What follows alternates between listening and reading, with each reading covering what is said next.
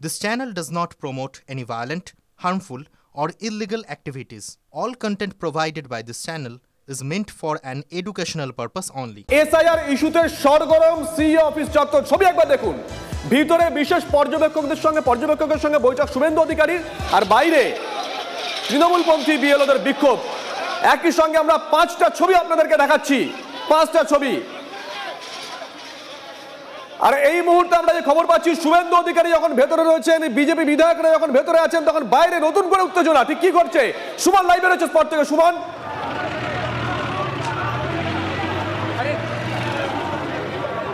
একেবারে দেখো সরাসরি সেই ছবিটা দেখতে পাচ্ছ যে নতুন করে কিন্তু আবার উত্তেজনা ছড়িয়েছে এবং তৃণমূলপন্থী বিএলওরা তারা বারবার করে কিন্তু ব্যারিকেড ভেঙে এগোতে চাইছে এবং পুলিশ কোনো ক্রমে সেই ব্যারিকেডটাকে আটকে রেখেছে বলা চলে এবং পুলিশের সঙ্গে বারবার এই উত্তপ্ত বাক্য বিনিময় হচ্ছে এবং বাদানুবাদ তৈরি হচ্ছে। তুমি দেখো এখানে পরিস্থিতিটা।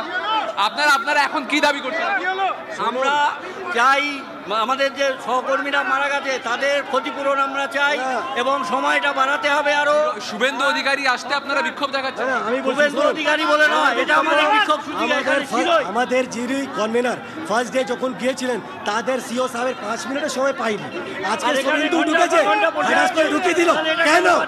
কেন? তার মানে উপর থেকে ফোন এসছে আমাদের লোক যাবে, তাকে সঙ্গে এই জন্যই তুমি মূলত দেখতে পাচ্ছ যখন শুভেন্দু অধিকারী এবং বিজেপি বিধায়করা তারা ভিতরে মিটিং করছেন, তখন কিন্তু দফায় উত্তেজনা ছড়াচ্ছে এই সিইও দপ্তরের সামনে। তৃণমূলপন্থী বিএলওরা তারা মূলত বিক্ষোভ দেখাচ্ছেন এবং পুলিশের সঙ্গে রীতিমতন একটা উত্তপ্ত বাক্য বিনিময় এবং ব্যারিকেড নিয়ে কার্যত টানাটানি চলছে দুপক্ষের মধ্যে।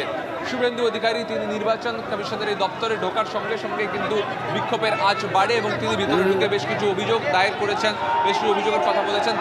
যতক্ষণ শুভেন্দু অধিকারী ভিতরে রয়েছেন ততক্ষণ ধরেই কিন্তু এই বিক্ষোভ ক্রমশ উত্তাপ বাড়াচ্ছে। শুভজিৎ, সঙ্গে থাকো সুমন, সঙ্গে থাকো। একদম যখন বাইরে পরিস্থিতি এতটাই উত্তপ্ত, কিছুক্ষণ আগেও আমরা তো দেখেছি বিজেপির বিধায়করা যখন পৌঁছলেন, রাজ্যের বিরোধী দলনেতা শুভেন্দু অধিকারী যখন পৌঁছলেন, তখনও পরিস্থিতি উত্তপ্ত হয়ে উঠেছিল। আর ভিতরে কি ছবি দেখলাম যে সিইও কে ডেপুটেশন দিয়ে আরো বিস্ফোরক অভিযোগ করলেন শুভেন্দু অধিকারী। 2 ডিও কে খুব তাড়াতাড়ি সরাতে হবে এবং যে সমস্ত নিয়োগ হয়েছে, ইআরও যে নিয়োগ হয়েছে, সেই ইআরও নিয়োগ প্রক্রিয়ায় যথেষ্ট নিয়ম মানা হয়নি বলে অভিযোগ করেছেন রাজ্যের বিরোধী দলনেতা শুভেন্দু অধিকারী। ভিতরে থেকে তিনি ডেপুটেশন দেওয়ার পর কি কি দাবি রেখেছেন, কি কি বক্তব্য রেখেছেন, একবার সেই দিকে নজর রাখবো। এই যে ইআরও এসডিও র্যাঙ্কের নেই, ইমিডিয়েট চেঞ্জ করতে হবে। আর আইপ্যাক এর এত সাহস হয় কি করে ডাটা এন্ট্রি সহ এর মধ্যে ঢুকেছে? এর আমরা ইন্ডিপেন্ডেন্ট এজেন্সি দিয়ে তদন্ত চাই। বাইরের রাজ্যের আইপিএস অফিসারকে আনুন, সিবিআই কে আনুন, জুডিশিয়াল কে রিকোয়েস্ট করুন, আপনি এটা টেক আপ করুন কেন আইপ্যাক এন্ট্রিতে ঢুকবে। এবং বিএলওরা অনেকেই বাধ্য হয়েছেন এই অপকর্মের সঙ্গে যুক্ত। বাংলাদেশি মুসলমানদের নাম এবং মৃতদের নাম অন্তত কয়েক লক্ষ হিউজ। এ ব্যাপারে সমাধান চাই। আর ফোর্থ হচ্ছে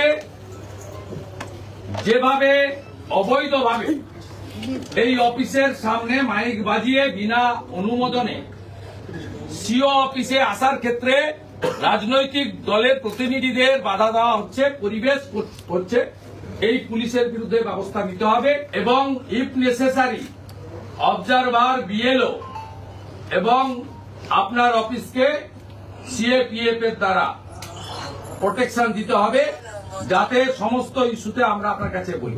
আমরা অ্যাপ্রক্স 5000 বিএলওর বিরুদ্ধে স্পেসিফিক অবজেকশন করেছিলাম। আপনার কমপ্লায়েন্স এখনো পাইনি, 2 মাস হয়ে গেল কমপ্লায়েন্স আপনি দেননি।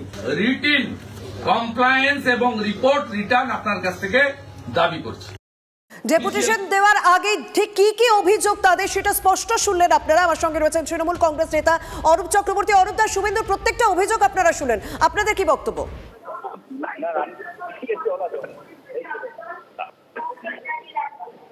অরূপ দা শুনতে পাচ্ছেন?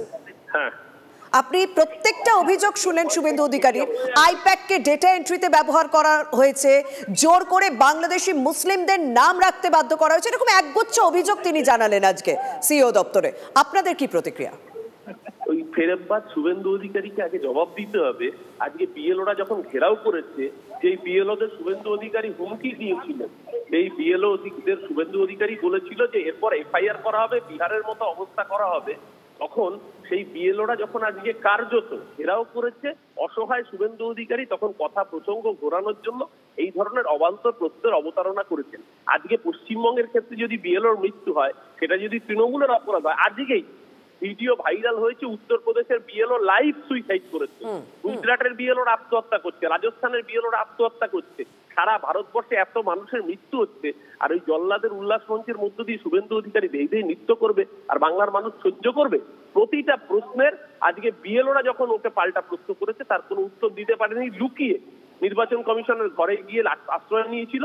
বাংলার মানুষ এই বাংলা বিরোধীদের চেহারা জেনে গেছে, তার জন্য ওদেরকে 21-এ যেরকম ঘাট ধাক্কা দিয়েছে, 24-এ যেরকম ঘাট ধাক্কা দিয়েছে, 26-এ আবারও বাংলার মানুষ এমন ঘাট ধাক্কা দেবে, বঙ্গোপসাগরে নিক্ষিপ্ত করবে।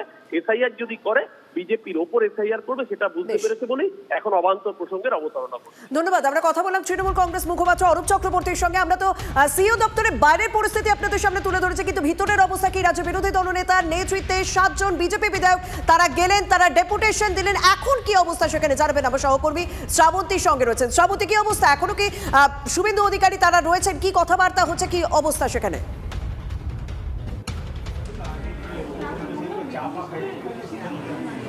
দেখো, আজকের পরিস্থিতি একেবারেই অন্য ছিল। আমরা যেরকমটা এখনো পর্যন্ত বৈঠক চলছে, এবং শুরুতে আমরা যেরকমটা দেখেছিলাম যে শুভেন্দু অধিকারী সাধারণত আসেন, বৈঠক করেন, বা যে কোনো রাজনৈতিক নেতা তারা আসেন, বৈঠক করেন। আজকের একেবারে ক্যামেরা সহ সকলে ভিতরে ছিলেন, এবং শুভেন্দু অধিকারী সেখানে বেশ কিছু বক্তব্য স্পষ্ট করেন।